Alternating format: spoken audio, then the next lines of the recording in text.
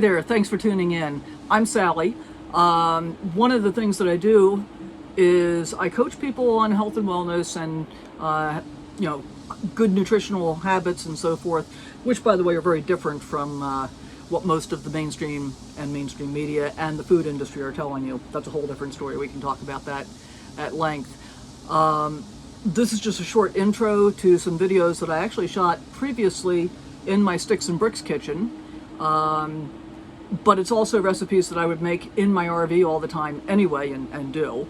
So I thought rather than having to reshoot those videos, I'd kind of repurpose them here for you so that you can see what kinds of things you can do.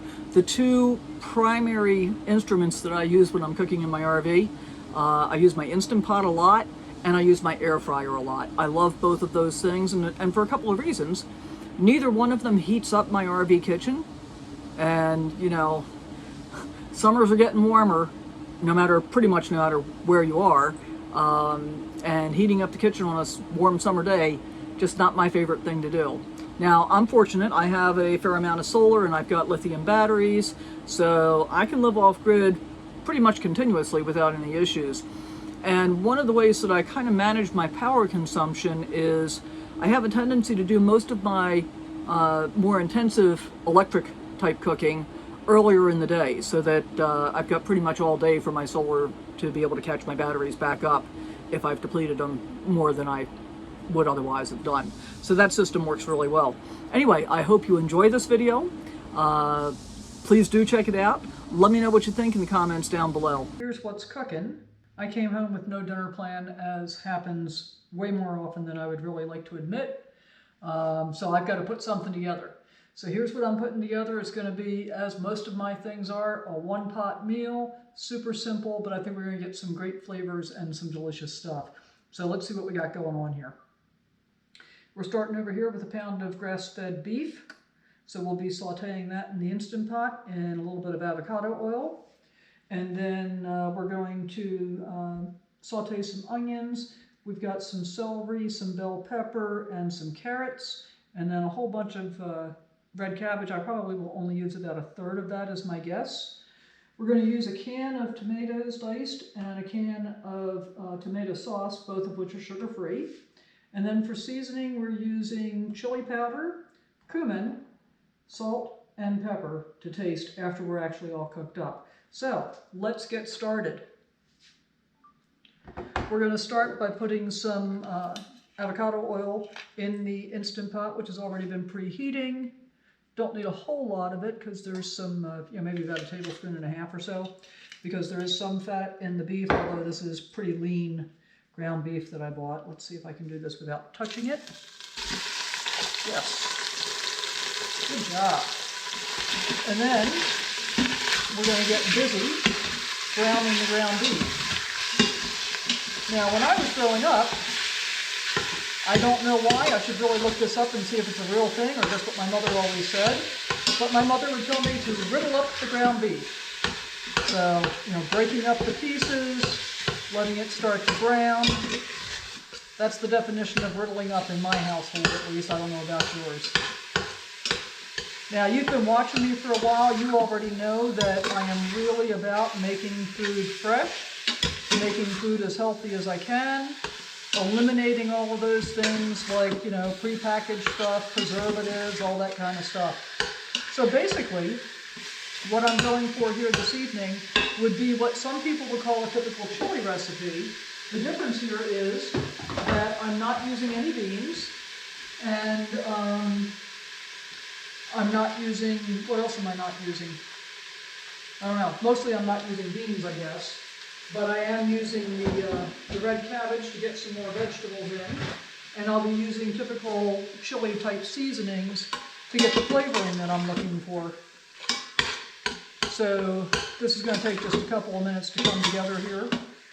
And the reason I started doing this is I've noticed that a lot of people seem to think that cooking from scratch is pretty difficult to do. And I'm here to show you it's not. Even on a late afternoon, evening, when I came home without a dinner plan, I just started looking around for what was in the refrigerator already, and this is what I had, so I'm going to turn it into something that I'm hoping will be delicious. We'll see. I have faith. So the beef's about halfway brown right now. And I'm going to go ahead and add in the onions to let them start to get translucent. I don't want to put in all of the vegetables at once because that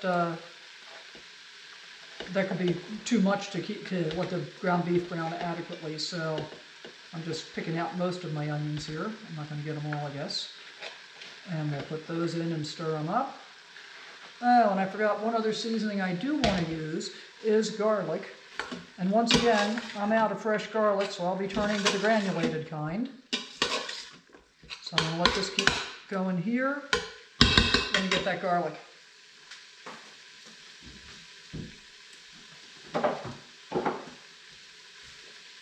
And you know, I just want to let you know I really appreciate you guys hanging out with me. I hope that you're finding this useful. And really I do. And if you are, please hit that thumbs up button. It helps this stuff get found more easily on YouTube. And if you haven't already, I'd really love it if you would subscribe. And then you'll be notified whenever new videos are coming out. And you know, why not tell your friends? They might find something of value as well. So this is going to take just a few minutes. And meanwhile, I'm going to open up the can of tomatoes. And I'm going to dump off a little bit of the juice that comes with them. I don't want this to be super juicy. But because there's going to be a lot of vegetables in here to absorb some of it, I'm going to leave some of the juice in the can. And then I think the tomato sauce will just help give it a nice, robust flavor overall. So we can let that open up while we're waiting. And if you're wondering, do I always chop up all my vegetables and stuff first? The answer is no, I don't always do that. Typically what I'd be doing is I would have chopped up the onion already, set the beef to saute, and then I'd be chopping the other vegetables while I was waiting for the beef and the onions to brown. That's what I would typically do. But because I am doing this on video, I didn't think it made much sense to have you guys watch me spend a lot of time chopping. And yes, you know, for a gourmet chef, there is absolutely an art to chopping, but for home cooks that just want to have a nice meal on the table, there's not too much of an art to it. The biggest thing you want to do, actually there is a bit of art in this perspective. The biggest thing you want to do is make sure that your vegetables are cut in a way that is going to have them turn out the level of crispness that you want. So for example, I want my carrots to be pretty crisp. They're actually bigger pieces than the celery. I want the celery to be fairly crisp, so that's bigger pieces than the bell peppers. The bell peppers are a little bit bigger than the onions. I hope that makes sense, but that's how I do it, just to kind of get the right kind of consistency and texture and tooth feel is what I'm really looking for. So we're going to go ahead and dump in the rest of those vegetables and then start adding in our seasonings. Yeah, as always, I mean, there is nothing super difficult about any of the stuff that I do, guys. And already it's looking good and smelling good. So I'm going to put in some garlic. And I want about 2 to 3 cloves of garlic in here. So when you're using granulated garlic, each quarter teaspoon equals a clove. So I'm going a little over a half a teaspoon, 3/4 of a teaspoon there, about like that. And I'm going to put in about a tablespoon of chili powder. By the way, I'm smelling it because I mixed the chili powder up quite a while ago, so I want to make sure it still smells pretty potent. I'm actually going to dump a little more in. So we've got plenty of that going on. And then I'm going to do about a good heavy teaspoon and a half or half a tablespoon of cumin. And you'll notice I don't really ever get measuring implements out. About the only time I use like measuring spoons and stuff like that is if I'm baking something that really needs to be more precise. But for the most part, you don't really need a whole lot of precision with this kind of stuff. So I'm going to mix this all in. Now I'm going to go ahead and put in about a teaspoon of salt right now. just to start. Might need a little more when it's all done, but we'll taste it and find out. And then stir that up. And in case you're wondering, I did wash my hands before I started. I'm sure you're not wondering too much.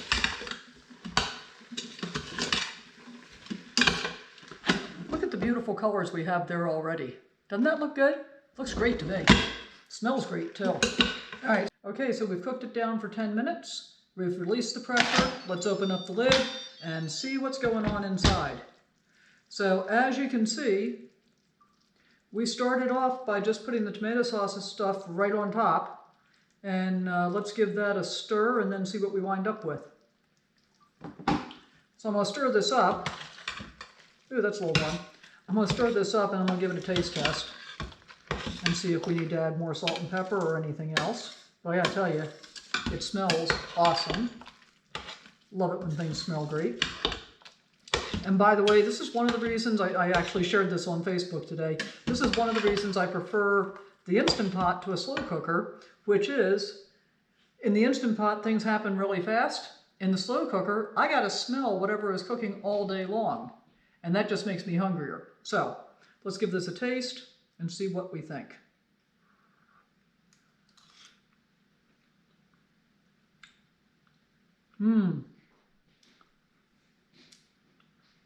Okay, that's super yummy.